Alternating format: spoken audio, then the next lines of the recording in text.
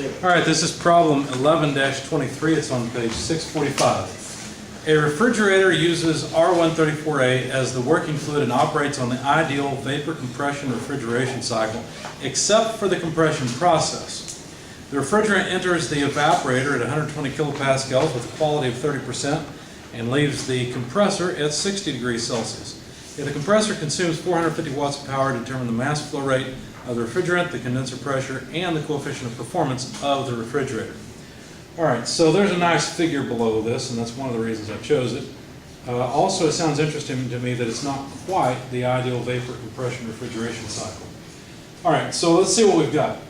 There are state numbers given here that are the standard state numbers, and by now, hopefully, you've got the idea that it's a good idea to write down a table of states and properties. Now, what properties could we have? Well, temperature is an obvious one. Pressure, if they've got it. Enthalpy will probably be really important. We'll start there. Maybe even entropy. We'll see. They may have given us enough information about the compression that we don't need it. I don't know. I haven't thought it through yet. Like I said, I haven't worked this one before, so I would like some calculator help and make sure I get the right things when I look up properties, if you would. I'll tell you page numbers and so on, so that we can keep me honest. Okay.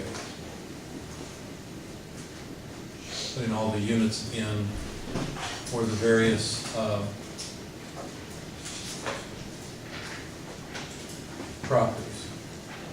I'm sure that we need all these yet, but I'll write them down. Also, they did give us a quality, so let's add a column for quality. Okay. What did they give us? They said that the refrigerant enters the evaporator. Well, where's the evaporator?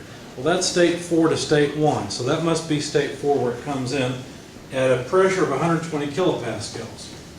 All right, so evaporator, 120 kilopascals, that's state 4, 120. If you disagree with anything I say, let me know. I've not worked this one before. It has a quality of 30%. So 0.3 for the quality in state 4. It leaves the compressor at 60 degrees Celsius. Well, that would be state 2.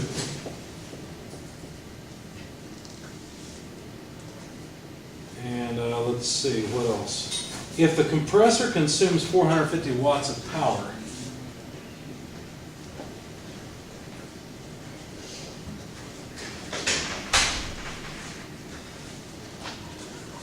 let's see, then we want to find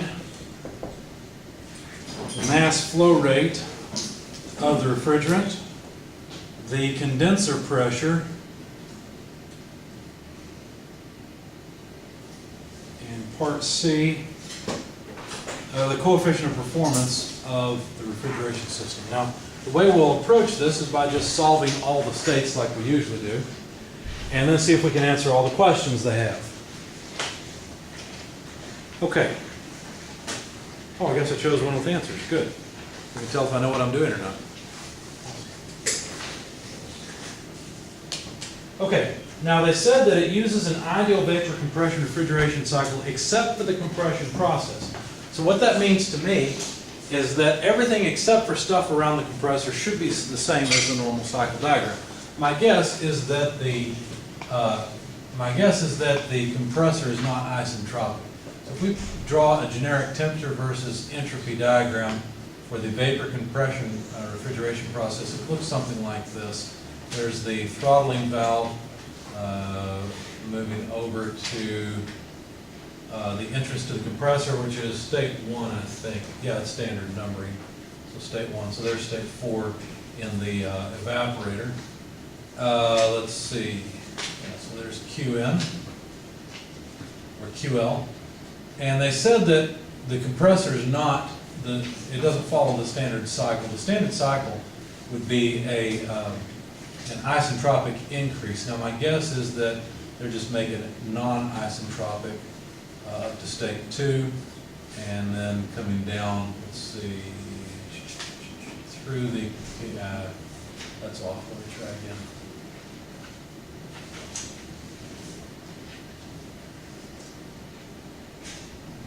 So that's supposed to be a line of constant temperature. My line's angled down a little bit. So that's my guess for what's going on. So here's where QH occurred, or Q out. Probably H would be better, and L would be better. Okay, so what do we know so far? Last state number, state 3. So if everything except for the compressor is standard, and that would mean that the evaporator is standard, and so is the condenser. So state 1 and state 3, we should know the qualities in those states. What are the qualities? State 1 and 3, you can see from the diagram. State 1, what quality should I write in here? 1. State 3, what quality? 0. Good. You can see that from the diagram, right? Now that's helpful. I don't know that an entropy in state 1 is going to be all that useful, but we could certainly look up an enthalpy. Why don't you do that for me? Go to the R134A tables, metric tables, so the first appendices. Look for R134A. Now, one thing students accidentally do sometimes is they will go to the steam tables, because they're so used to doing that. Okay, this is not steam. This is not water. This is R134A. So look up saturated, what are we at? State 1, saturated liquid at what pressure? Well, notice we don't have anything yet. But notice that state 4 is at 120 kilopascals, so state 1 should also be at 120. Tell you what, why don't we do this? Everything that we have deduced, I'm going to write down in a different color. Maybe that will help. You go back and review this. So state 4 suggests to me that the pressure in state 1 is 120 kilopascals. That will allow us then to go to the data tables and look up the enthalpy. So let's go do that. Well, let's get the temperature while we're there as well.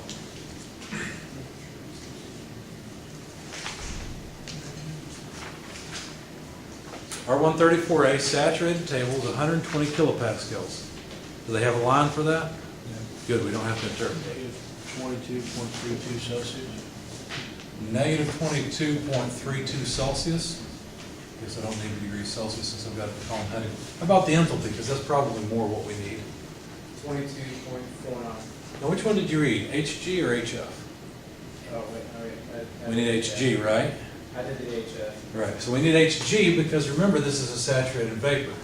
and it's 236.97. That sounds better. So 236.97 kilojoules per kilogram. Look, we've solved state 1. State 1 is done.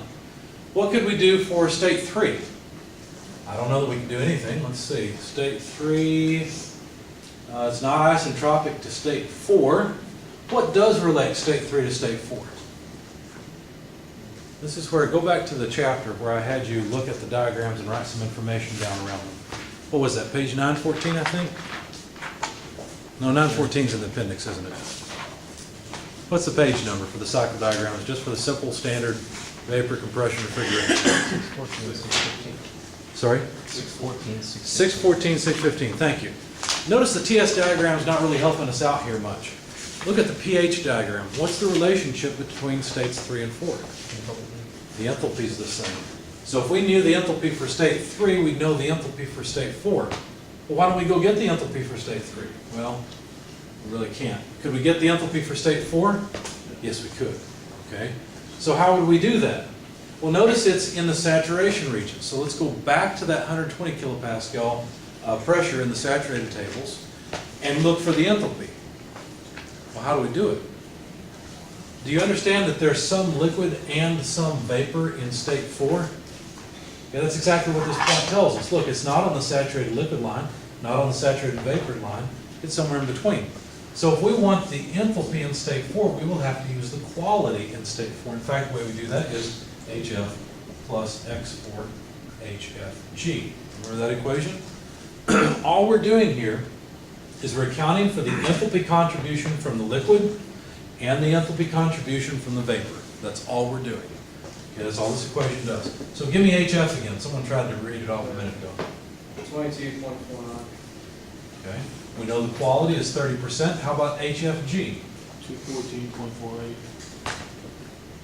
Now all these are kilojoules per kilogram, so please plug that into your calculator, and then we will have the enthalpy in state 4. Question? Comment? Problem? About the camera? Make sure we It's okay. You guys are the ones that are gonna watch it anyway, or you're the ones that come after you. These videos are not all that professional, 86.8. so. Please don't say any swear words now. 86.8. 86.8 kilojoules per kilogram. So there's our enthalpy in state 4. Now, we don't really care about entropy here, right? Entropy is not going to help us. You look at the TS diagram, who cares what the entropy is, right? So we won't bother with that. We don't care. We'll just say an X, don't care. How about the temperature? Could you tell me what the temperature is? It's already up there, isn't it? So it'll be the same as state one. It's the same. It has to be, look, because this is a saturated mixture, right? So it's the same as state 1. So we've already got that, negative 22.32 degrees Celsius. Assume we looked it up right earlier, which you probably did. Look, we've solved 2 states already. And what was the key for state 3? Well, we realized that the enthalpy in states 3 and 4 are the same, and we noticed that from the pH diagram. So the enthalpy in state 3 is 86.8 kilojoules per kilogram. And now state 3 is solved. If we wanted to know the temperature, for example, or the pressure, could we get it?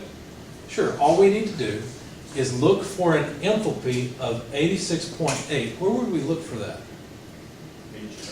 HF, you got it. Does everybody see why you look for an HF of 86.8? Because it is the enthalpy of saturated liquid. Now, we'd have to interpolate, right? It's in there somewhere. What's it between, at least? 650 and 700. What's that? Oh, I'm sorry, I was looking at temperature. 24.2 and 26.69. So I was looking at pressure. Oh, you're in the pressure table, so that's why you're giving me all, Yeah. okay. Well, for the sake of the video, let's go to the temperature table and look for the enthalpy and see what we've got there. And then we'll go to the pressure table and look at those pressure numbers.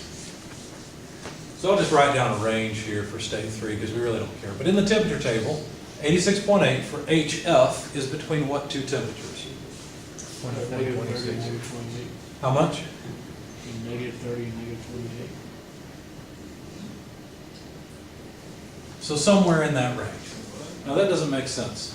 It's There's no way. 24 and 26. 24 and what? 26. 24 to 26? So somewhere in that range. Does everybody see how to get that? Turn to 86.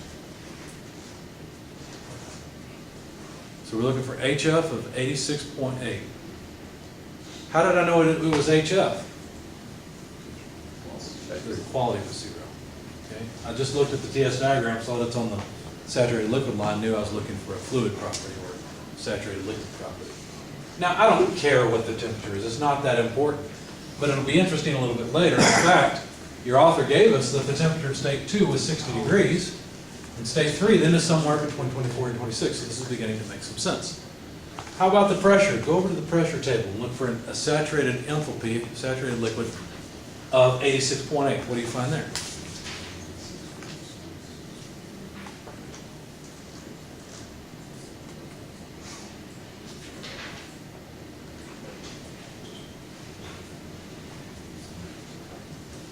HF of 86.6 in the pressure table for R134A.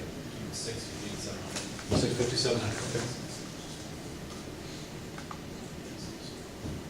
If we really wanted it, we could interpolate and get the pressure and temperature. And if we wanted it, we could get the entropy as well. Let's not. Well, actually, maybe we should. You know what? I'm going to do that. I'll help you do that. I'll interpolate and find the entropy in that state. The reason I'm going to do this is because I'd like to see whether or not that compressor is isotropic. I suspect that that's what the author has changed about the problem. So R134A properties, it really doesn't matter if I interpolate on the pressure or the temperature table. So I'm just going to use the temperature table. In fact, it would be best if I just load up E's and do it there, but here we go. So the data we have for the entropy, or well, let's see, actually the enthalpy, let me do it this way. HF, we have, let's see, 86.8, so that's 84.14 on the low side and 87.83 on the high side. The one we want is 86.8, so I expect it to be closer to the high side. The entropy we have, let's see, what am I doing? I'm working on state 3, yeah, okay. So the entropy, SF, is 31958 on the low side and 32903 on the high side. And what we're trying to get out of here is the entropy in state 3. Did I copy those numbers down right? Right to you guys?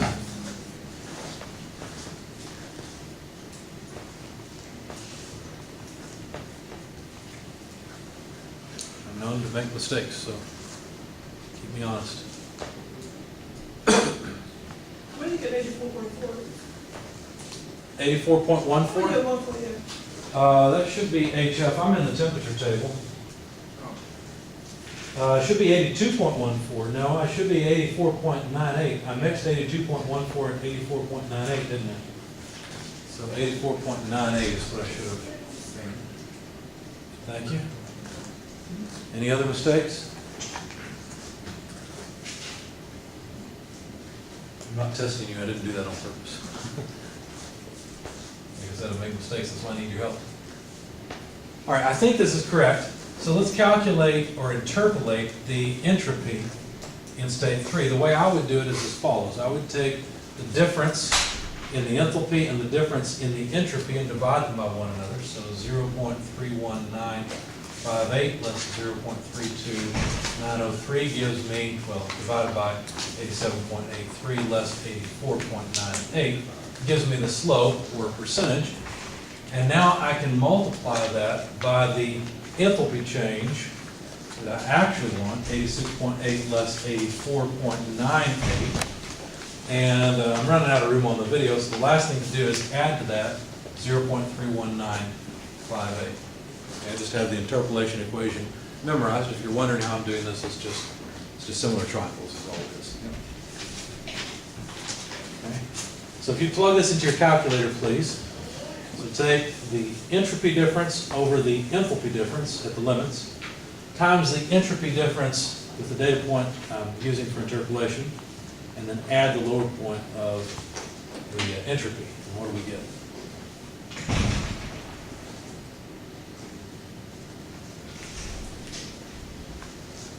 While you're doing that, I'm going to look up the entropy in state 1. We've already looked up properties there, so you should know where I get this from. Let's see, 120. That's a G.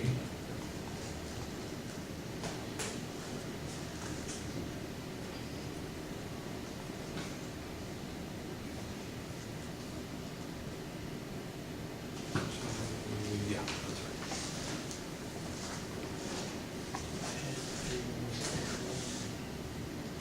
Oh, wait a second. Why are we bothering with state 3? What am I thinking?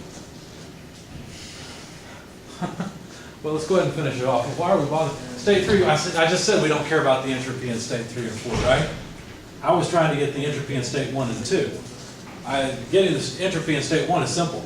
Just interpolate it. Or, I mean, just look it up. Because it's a saturated liquid, or a saturated vapor state. Does anyone have a number for this so we can fill it in since we put some work into it? 0.32561. 32561? Okay, thank you. That doesn't really do much for us. I was looking at this thinking, well, how the heck is the entropy at state 2 less than the entropy I just found at state 1? Right, the entropies would have to be higher at state 2. So sorry, I guess I had something wrong with my brain there for a moment. Okay. So the last thing we need is state 2. Now, how are we going to get state 2? Well, your temptation would be to say, well, the entropy in state 1 and state 2 are the same. But that's not really true, right? The author's already given us a big hint saying, look, the work into the compressor is 450 watts. Okay. Now, I'm still not sure exactly how we're going to get it. Because unless we can assume isentropic, I don't think he's given us enough information. Did I miss something in the problem statement? Let's find out.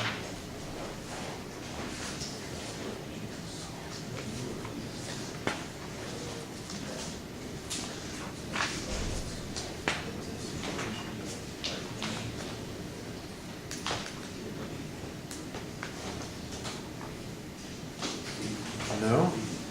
Here's what I'm dealing with. Let me show you what the problem that I see here. The compressor work. Do you remember the equation I had you write down for compressor work? How did it go? M dot times what? H2 minus H1, that's right. We've got the enthalpy in state 1, but we don't have the enthalpy in state 2. The normal way we get the enthalpy in state 2 is with an isentropic equation from state 1 to state 2. But there's two unknowns here. There's the mass flow rate and the enthalpy in state 2. So unless I assume isentropic behavior, there's nothing else that can help us here.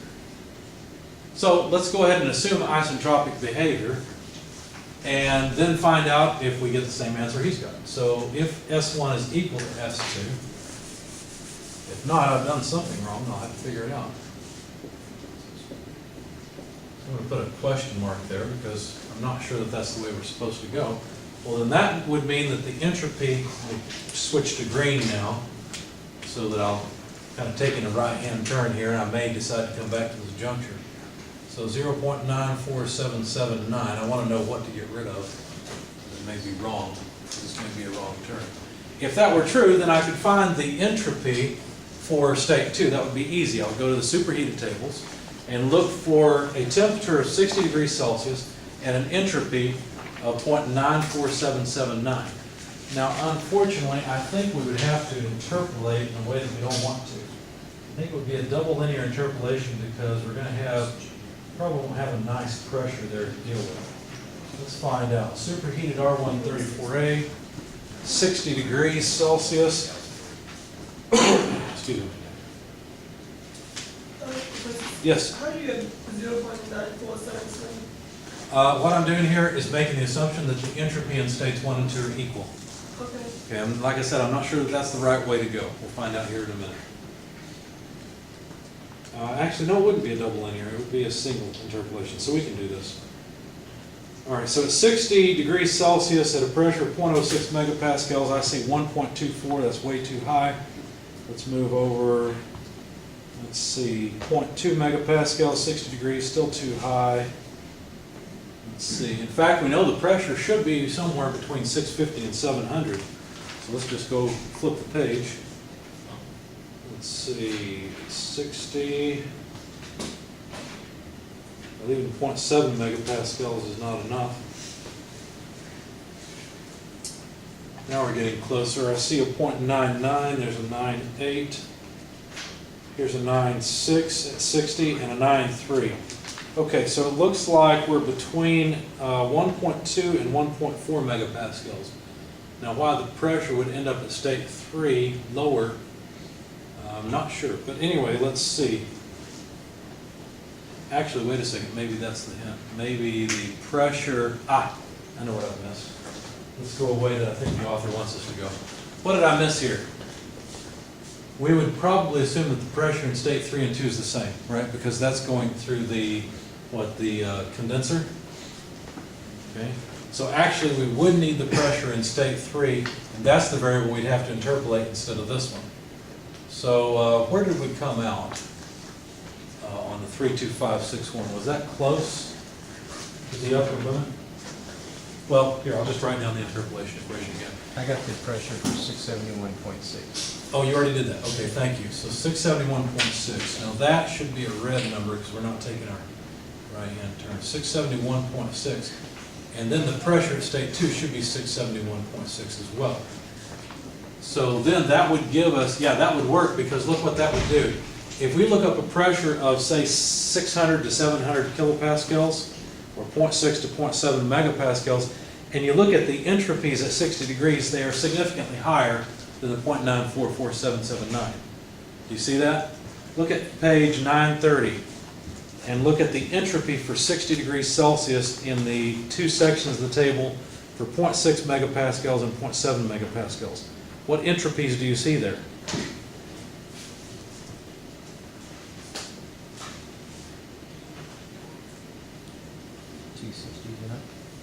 Yeah, the 260s, not 260, but 60 degrees Celsius. So the entropy at 0.6 megapascals at 60 degrees is how much? This is where a piece of paper or straight edge comes in handy. That's I'm talking about the entropy, not the enthalpy. 1.0417. 1.0417. How about at 0.7 megapascals? It's 1.0256. You see that? Both those numbers are higher than this entropy, so that's what I missed. So in fact, the entropy is not equal to, the entropy does increase if we wanted to figure out what it was we could interpolate. I don't really want to do that. I want the enthalpy. So what we will have to do is perform an interpolation on the enthalpy using this pressure of 671.6. Does that make sense? So we have some data. Let me show you the data that we've got.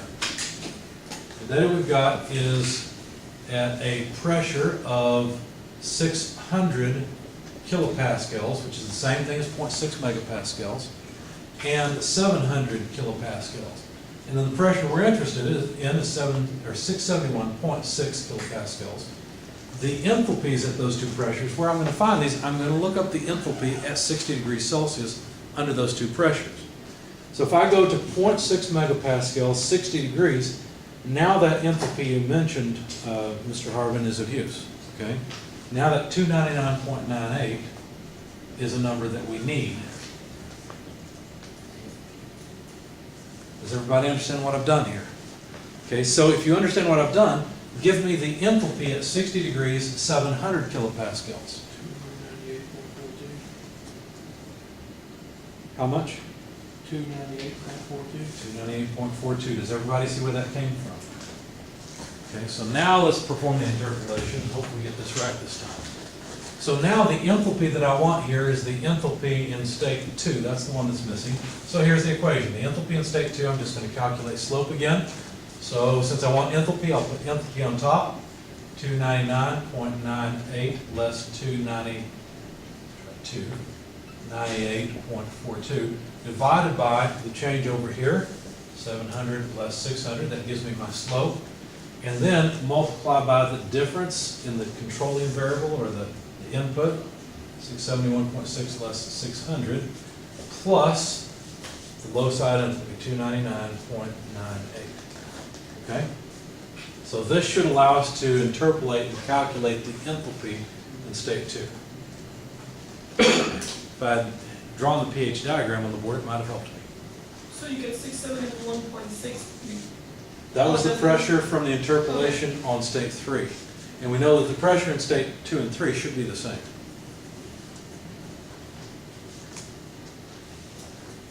How do we know? Well, not by this diagram. If you look at the pH diagram, you'd see it. That's why I wish I'd written it down. It saved us some time. Anybody have an enthalpy for state 2? 298.86. How much? 298.86. Thank you. Anyone second that? Seems reasonable. It's the highest enthalpy in the system. And it's, That's a different, real one. I didn't know. well, notice that the enthalpy is dropping here. So, That's what I'm saying. actually, I messed up. I took upper limit minus lower limit here. I should have taken upper limit minus lower limit. I've got a negative sign problem here. Sorry, let me try again. I just took the biggest number because that's what it usually properties increase together. So I should have written 298.42 less 299.98. In other words, the slope here is negative. I did put the correct lower point in place though, so that should work. Try one more time, I'm sorry. You already got it? That's the same thing. I got the 298.86. Up something else. Okay, so you did it right and got this number, is what you're saying. Okay. I believe so. I believe so. Okay. Anyone second it then? Okay. So now this is right. Now that works. Okay. Well, now we've solved the problem. We've got all the enthalpies. Notice now this enthalpy in state 2 is no longer an unknown. So now let's calculate the answers that they wanted us to calculate. So using this energy balance equation, we can say that the mass flow rate of the refrigerant would be equal to the power input divided by the enthalpy change across the compressor. So that's 450, let's do it this way. Let's do it as 0.45 kilowatts. What is a kilowatt? Kilojoule per second. Why did I write it that way? because I know my enthalpies are going to be in kilojoules per kilogram, okay? So H2, 298.86, H1, 236.97. Both of those have units of kilojoules per kilogram. Notice the kilojoules nicely go away. We'll get kilograms per second. So what number do we get?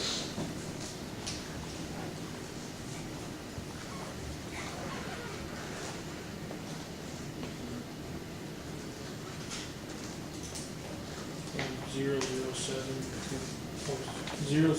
0073. 0073? Okay. What else did they want? I've written it down. They wanted the pressure at the condenser. Well, the condenser pressure, where is the condenser in our case? Let's see, I've just erased the diagram. Let's go back and look at it. Between 3 and 4. Between 3 and 4? Yep. Yeah, now what's confusing about that is that when you have a heat pump, the evaporator and condenser flip. Now in our case, this is a refrigerator, so the condenser's in the normal place. So we really need the pressure at 2 and 3.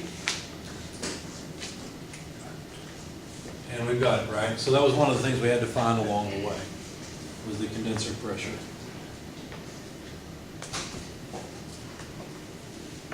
Yeah. So the condenser, really I don't know why he didn't set it up where you find the condenser pressure first. Because that was required, notice along the way that was required before we were able to solve the problem. Usually he steps you through the problem one at a time, but it doesn't matter. Okay, so what else? The coefficient of performance, okay. Well, the refrigeration coefficient of performance would simply be the desired output. This is a refrigerator, so QL is the desired output. The required input is the input work. Okay, so QL is going to be equal to the enthalpy change across the evaporator, and that's state 4 and 1. So if we look at state 4 and 1, we take H1 less H4, that's the enthalpy change across the evaporator. And then the work input, that occurs from state 1 to state 2. So that's across the compressor. So 1 to 2, 2 is the higher point, so 290, sorry, let's put it H2 minus H1. And so now we can plug in numbers. So H1 is 236.97, H4 is 86.8, H2 is 298.86, and H1 is again 236.97. So plug that into your calculator, please, and we'll find out the coefficient of performance. 2.43. How much is it? 2.43. 2.43. What does that mean? What does 2.43 mean? That means every unit of work we put into the system moves 2.43 units of thermal energy out of the cold space into the hot space. That's what it means. That sounds like an efficiency greater than 100%. Well, all that really means is that work can move thermal energy around quite easily. It's not really an efficiency greater than 100%. It's not really an efficiency at all. It's more a coefficient of performance, which is why we call it that. Performance indicator. Okay? Anyway, this matches what's in the text, so I guess we did it right. Either that or both us and the authors did it wrong. One or two. Take your pick. Questions? Comments?